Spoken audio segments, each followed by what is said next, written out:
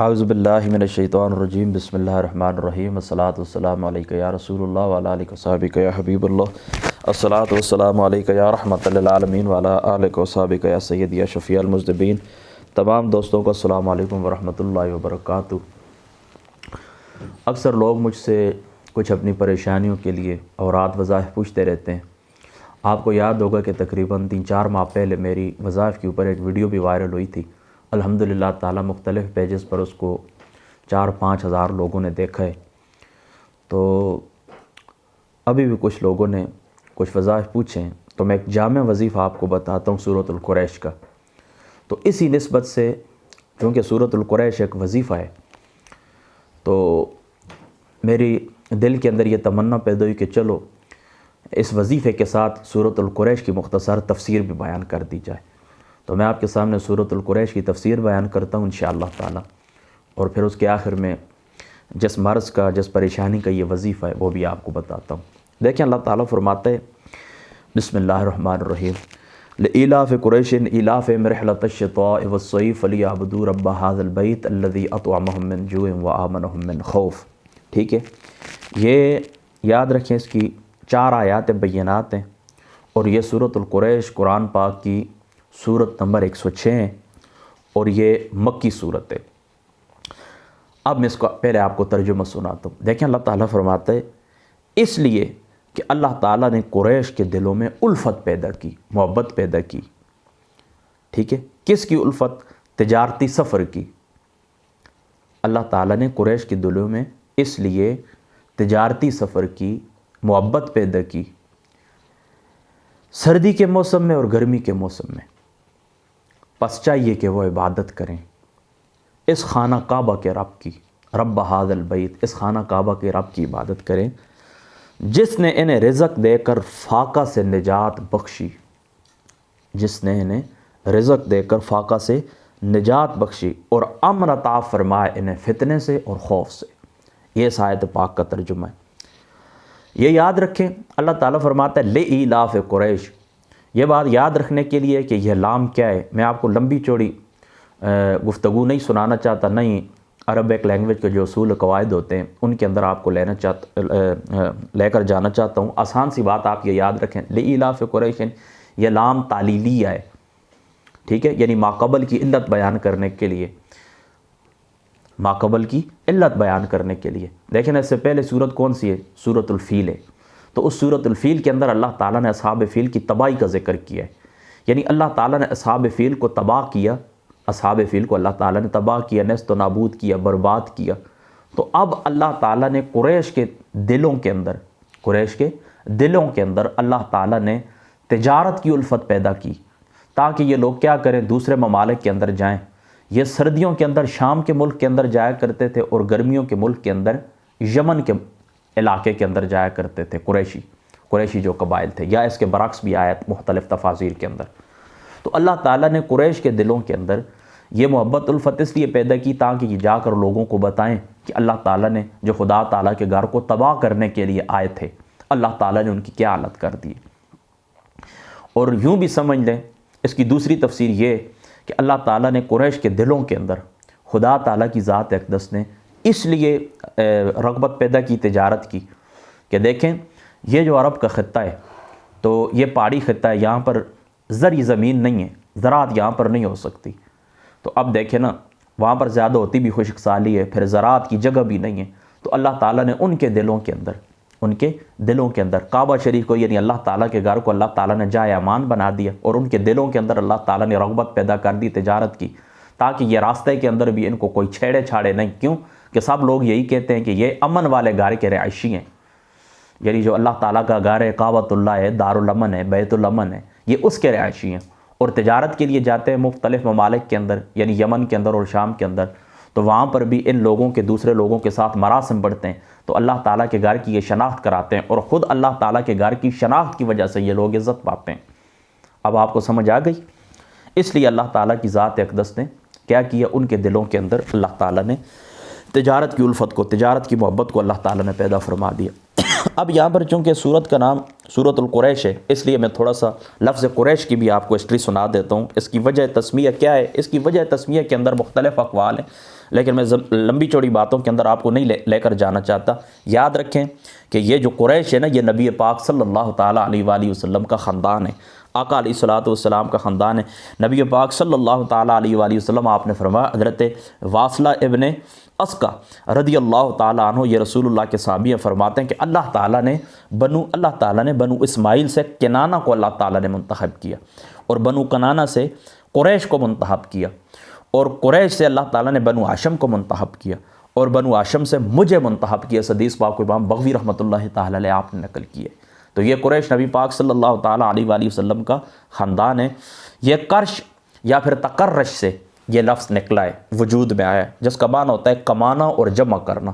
تو عرب کے لوگ چونکہ کماتے تھے، جمع کرتے تھے مال و دولت، اپنی ذات کے لیے بھی لوگوں کے اوپر بھی خرچ کرتے تھے، اس وجہ سے ان کو قریش کہا جاتا ہے۔ حضرت معاویہ رضی اللہ تعالیٰ عنہ، آپ نے ایک دفعہ حضرت سیدنا ابن عباس رضی اللہ تعالیٰ عنہ آپ سے پوچھا کہ قریش نام کی وجہ تسمیہ کیا ہے، یعنی قریش آپ کو قریشی کیوں کہتے ہیں، آپ قریش، اس لفظ قریش کی مجھے سمجھائیں، بابت سمجھائیں۔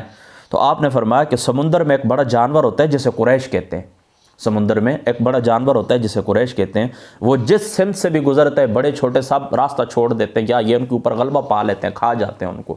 تو قریش کو قریش اس لیے بھی کہتے ہیں کہ یہ باقی قبائل کے اوپر غلبہ پانے والے تھے، باقی قبائل کی نسبت ان کے اندر استعداد زیادہ تھی، قوت زیادہ تھی، پاور زیادہ تھی۔ میری بات آپ سمجھ کے اس وجہ سے بھی اس کو قریش کہتے ہیں۔ اور یہ بھی یاد رکھیں کہ یہ ایک سمندری جانور بھی ہے، یعنی سمندر کے اندر بہت بڑی ایک مچھلی ہے، اس کو بھی قریش کہتے ہیں، اس کو بھی قریش کہتے ہیں، باقی مچھلیوں کے اوپر اس کا غلبہ ہوتا ہے۔ تو یوں سمجھ لیں کہ دنیا کے اندر بھی اللہ تعالیٰ نے قریش کو یہی عزت عطا فرمائی کہ یہ باقیوں کے اوپر، باقی قبائل کے اوپر یہ غلبہ رکھتے ہیں۔ آقا علیہ السلام نے فرمایا، اب میں 2 حدیث پاک آپ کو سناتا ہوں، بلکہ 3 سنا دیتا ہوں۔ حضرت جابر رضی اللہ تعالیٰ عنہ سے مرفوع روایت آئی ہے، حضرت جابر رضی اللہ تعالیٰ عنہ آپ سے مرفوع روایت آئی ہے، آقا علیہ السلام نے فرمایا، لوگ اچھائی اور برائی میں، پہلے حضرت ابو ہریرہ کی سنیں۔ حضرت ابو ہریرہ رضی اللہ تعالیٰ عنہ آپ سے مروی روایت ہے کہ حضور فرماتے ہیں، آقا علیہ السلام نے فرمایا، لوگ قریش کے پیروکار ہوں گے، مسلمان کے اور کافر کے، یعنی قوت کے اندر لوگ قریش کے پیروکار ہوں گے، مسلمانوں کے، کافر۔ اس سے کیا پتہ چلتا ہے؟ اس حدیث پاک کے اندر اشارہ ہے ان لوگوں کی قوت کی طرف، ان لوگوں کی طاقت کی طرف۔ دوسرے مقام کے اوپر آقا علیہ السلام نے فرمایا، لوگ اچھائی اور برائی میں قریش کے تابع ہوں گے، یعنی اچھائی کے اندر بھی قریش کے تابع ہوں گے، برائی کے اندر بھی قریش کے تابع ہوں گے۔ علامہ قاضی ثناء اللہ صاحب پانی پتی رحمۃ اللہ تعالیٰ علیہ، آپ تفسیر مظہری کے اندر فرماتے ہیں اس کی وجہ یہ کہ دیکھیں اللہ تعالیٰ نے نبوت قریش کے اندر اتاری ہے، تو آقا علیہ السلام کو اللہ تعالیٰ نے یہ حکم بھی ارشاد فرمایا۔ دیکھیں ایک مقام کے اوپر اللہ تعالیٰ فرماتا ہے، وَمَا أَرْسَلْنَا مِن رَّسُولٍ إِلَّا بِلِسَانِ قَوْمِهِ لِيُبَيِّنَ لَهُمْ، اور دوسرے مقام کے اوپر بھی اللہ تعالیٰ فرماتا ہے، وَأَنذِرْ عَشِيرَتَكَ الْأَقْرَبِينَ، کہ آپ قریبیوں کو ڈرائیں۔ تو فرماتے ہیں آقا علیہ السلام کا جو فرمان ہے، آقا علیہ السلام کی جو دعوت ہے، اس کے اولین مخاطب جو ہیں وہ قریش ہیں، اس کے اولین مخاطب کون ہیں؟ قریش ہیں۔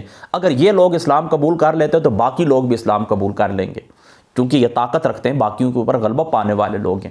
تو اگر یہ لوگ قبول کر لیتے ہیں، اسلام کو قبول کر لیتے ہیں، تو باقی لوگ ان کی تابعداری کے اندر مسلمان ہو جائیں گے، اور اگر یہ لوگ انکار کرتے ہیں تو باقی لوگ ان کی تابعداری کے اندر کافر ہی رہیں گے، اسلام قبول نہیں کریں گے۔ تو یہ اس حدیث پاک کا معنی ہے، یعنی آقا علیہ السلام نے فرمایا، لوگ اچھائی میں اور برائی میں قریش کے تابع ہوں گے۔ صاحب تفسیر مظہری لکھتے ہیں رحمۃ اللہ تعالیٰ علیہ، تفسیر مظہری کے اندر فرماتے ہیں حدیث پاک کا یہ معنی ہے۔ اب دیکھیں تیسری ایک حدیث پاک ہے، حضرت سعد رضی اللہ تعالیٰ عنہ آپ فرماتے ہیں کہ آقا علیہ السلام نے فرمایا، جو آدمی قریش کو ذلیل کرنے کا ارادہ کرتا ہے، قریش کو ذلیل کرنے کا ارادہ کرتا ہے، اللہ تعالیٰ اسے ذلیل کر دیتا ہے۔ جو قریش کو ذلیل کرنے کا، کمزور کرنے کا ارادہ کرتا ہے، اللہ تعالیٰ اس کو کمزور کرتے ہیں، اللہ تعالیٰ اس کو ذلیل کر دیتے ہیں۔ اور آقا علیہ السلام نے فرمایا، حضرت ابن عباس رضی اللہ تعالیٰ عنہ آپ اس حدیث پاک کے راوی ہیں، اور یہ روایت بھی قاضی صاحب رحمۃ اللہ تعالیٰ نے آپ نے تفسیر مظہری کے اندر نقل فرمائی ہے کہ اللہ تعالیٰ نے قریش کو 7 ایسی چیزوں کے اوپر فضیلت عطا فرمائی ہے۔ اللہ تعالیٰ نے قریش کو 7 ایسی چیزوں کے اوپر فضیلت عطا کی ہے کہ ان میں سے 7 ایسی، تو دیکھ کون سی چیزیں کہ ان سے، یعنی 7 ایسی چیزیں اللہ تعالیٰ نے قریش کو ایسی عطا کی ہیں کہ نہ ان سے پہلے کسی کو یہ فضیلت حاصل تھی، نہ ان کے بعد میں کسی کو یہ فضیلت حاصل ہوگی۔ وہ فضیلت کون سی ہے؟ آقا علیہ السلام نے فرمایا کہ اللہ تعالیٰ نے قریش کو یہ فضیلت عطا کی ہے کہ میں ان میں سے ہوں. ہائے ہائے سبحان اللہ. یعنی آقا قریش کی فضیلت کا سبب کیا ہے کہ نبی پاک صلی اللہ تعالیٰ علیہ وسلم کی ذات پاک ان کے اندر مبعوث ہوئے ہیں، نبوت ان میں ہے. حضور علیہ الصلوۃ والسلام، حضور نبی پاک صلی اللہ تعالیٰ علیہ وآلہ وسلم کی ذات اقدس اولین و آخرین کے نبی ہیں.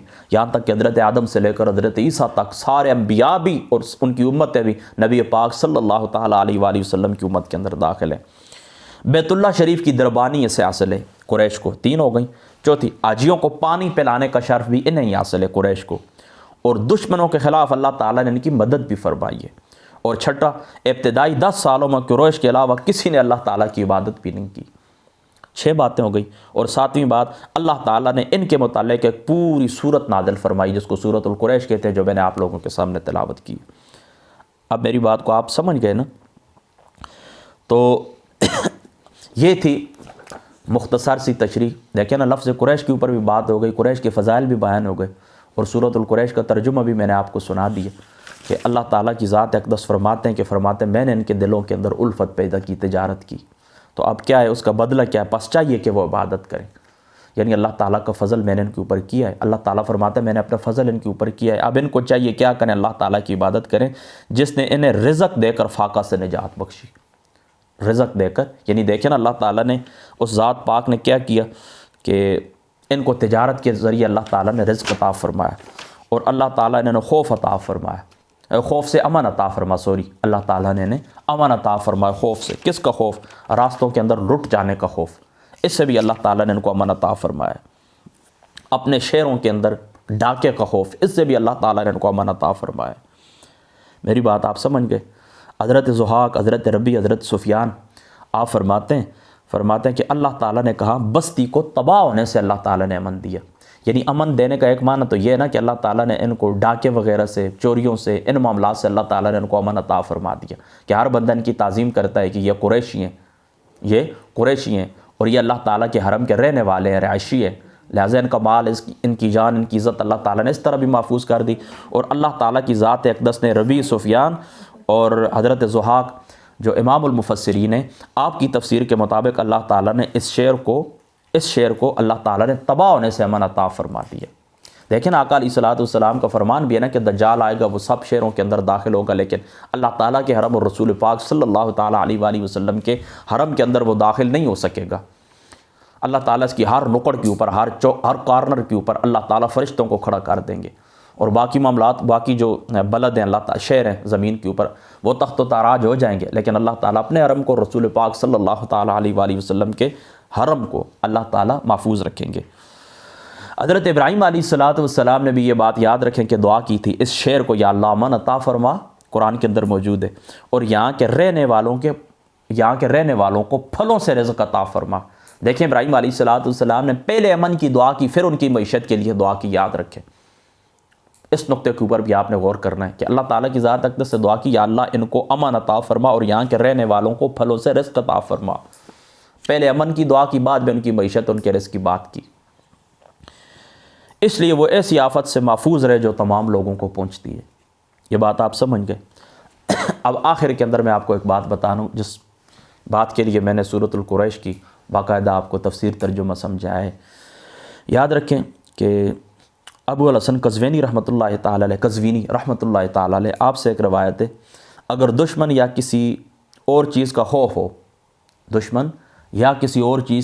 ہو تو اس کے لیے سورۃ القریش کی تلاوت ہر امن سے اور ہر تکلیف سے بچت کی ضامن ہے.